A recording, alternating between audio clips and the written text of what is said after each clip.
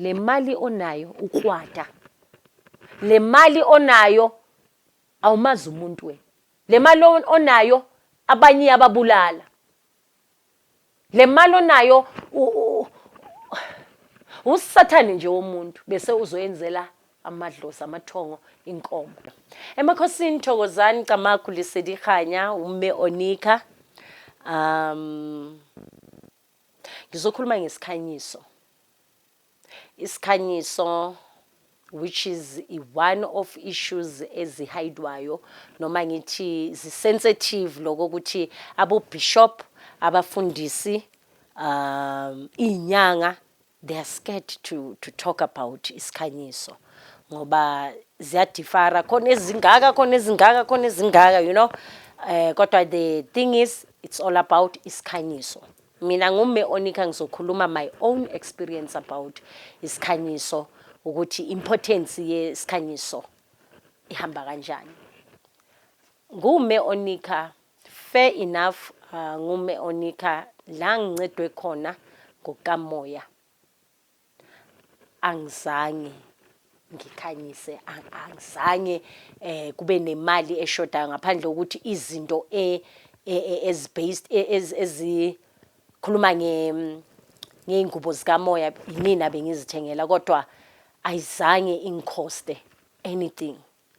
Reason for that nakhona ukuthi umme Onika wayelalela, wayekhona ukuthoba.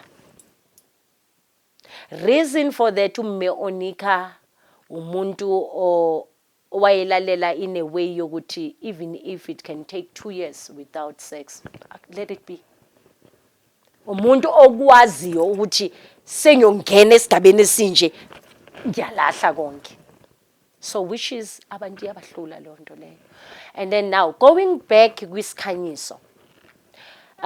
Uma uhamba namabutho uyaziliswa ngenkani ungekho aware. Uyafaka ephehlweni lokhu ungekho ephehlweni la kagobela. Iphehlo lomhlaba uyaba kulo. Liyakufaka nje uzibone ukuthi kubambekile. Nalabo uzitshela ukuthi kuyovuleka khona. Bakubambe ngisho they rather bakuyenze ube pregnant ke abantu abadala for you ukuthi ulalele uhlale phansi noma bakufake wheelchair kunjalo. So now ngizokhuluma ngesikhanyiso. Uma ukhanyisa, you must know one thing. Kuthiwa ukhanyisela idlozi. Let me be fair futhi again. Uma you are paying tithe, you are paying offering, you are paying isikhanyiso ngesintu, that money goes to umfundisi wakho. That money goes to izinto ama-maintenance esonto. Lezo zinto, lo sikhanyiso siza kubani? Kumme Onika. Iy'ngane zami kwamele zidle. This is my time. Nginceda nina while you're relaxing at home. Giving you a spiritual, I'm not selling knowledge kamoya. Kodwa ke it's very important ukuthi umme Onika because of when uphiwa umsebenzi mina ngicishiwe umsebenzi. And kuyayenzeka ukuthi umme Onika kuthola ungasebenzi then usebenze at the later stage ukhanyisa. Umme Onika can differentiate umuntu ongakhona ukhanyisa. Same applies namadlozi. The danger yokuthi uthi awunaso isikhanyiso naso. Into zesintu zihamba ngemvula mlomo. Ngisazoyikhuluma ugogo Dumi Dlamini. Ngisazoyikhuluma naye so that sizokwazi ukuthi ibe i-dialogue form. What is happening ukuthi umme Onika uma uza ukhala ukuthi hey kuyabheda. Umme Onika angakuzwela njengomuntu wenyama manje negotiate ngokwenyama. And also ngokamoya uma ngempela bakuthumele kimi because kune connection ungasebenzisa inyama when it comes to your spiritual mentor. That's where you lose it. Kune connection man kamoya. Abaningi koko ngokuphuphile usemanzini ngokuphuphile ukuphi then we are talking ukuthi manje icale ya negotiate kuphi kwabantu abadala ukuthi okay uzonceda ingane yenu. ingane yethu angazi ukuthi nanga understand na. And then now uma sekulona sekuyenzekile and ye negotiation you must know ukuthi bazokuphi imali yesikhanyiso. Angazi kanjani kodwa mina ngiyazazi inkulumo zakhona ukuthi yazi gogo bengena next naye ngitholile because mina ngizohleka kancane ngoba ngiyazi ukuthi I say negotiated and banenhlonipho abokhokho benu ungidlulisa nini because of umme onika uma uthi awunasi isikhanyiso salesikhanyisa kutshela ngaso unale tendency yokuthi hayi no anginayo ke ngizokuzwela uzongena insebenzweni nako konke kodwa ke iyofika eyami ingelosi noma esakho noma amathongo akho akuthola udla KFC and even having sex while umme onika akuzilele. Namhlanje abantu balinyazwa abaloyiwanga yile ikolodo zezikhanyisa zamandumba enizihambayo. It's very important ukukhanyisa. Umme onika uyaye a divide.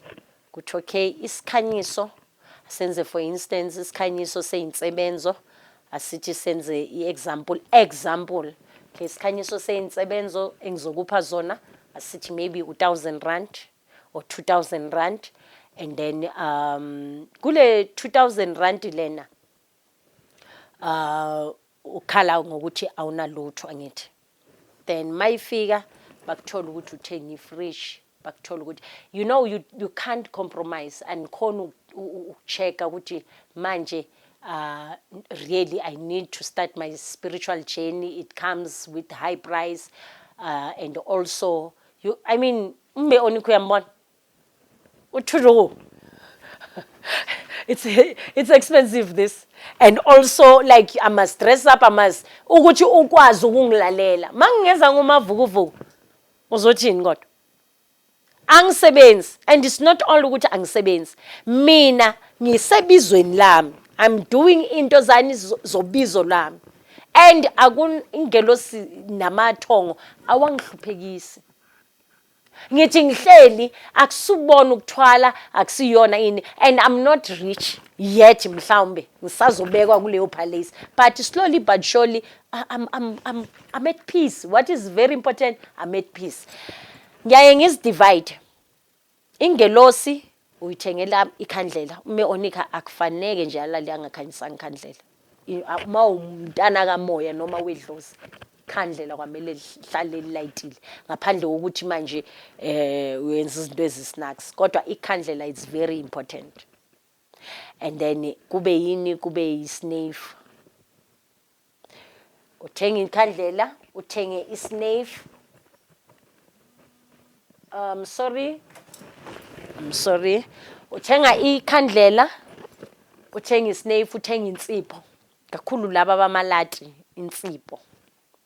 insipho powder soap right lezo ezengelosi engitshelwe ngazo in terms of money imali angeke sigubhele sithi nayi ngiyenzile yakho idlozini engelosi azifuni imali yakho kukhona namhlanje abayenze imisebenzi yeinkomo since wayenza umsebenzi wenkomo yonke life yakhe yashabalala yonke into yakhe yaphela I mean uyenzela into enkulu mayuthengela inkomo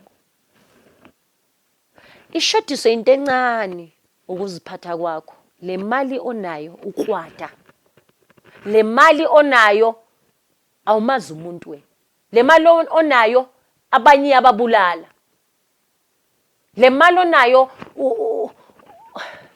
usathane nje womuntu bese uzoyenzela amadlozi amathongo inkomo yes sizokubona thina ngokwenyama ukuthi hayi ubayenzela abakini ngempela kodwa mayifika le just your behavior so isikhanyiso mawukhanyisa usuke ukhansele into zakho ukuthi zikhanyelwe I show of appreciation from emathongweni enu nawami which is kukhona abantu abayenza isintu ngama shortcut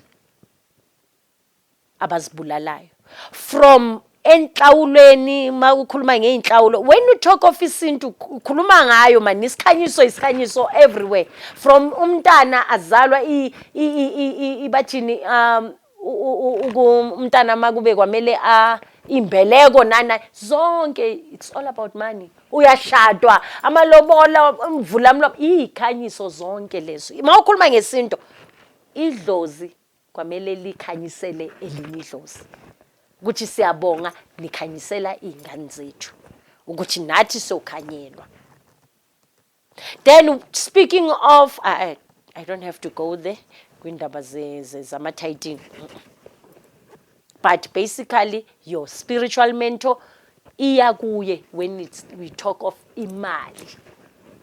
Emakhosini, Thokozani, Camagu, Lesedi, Kganya. Please like the page and don't forget to subscribe. Bye bye.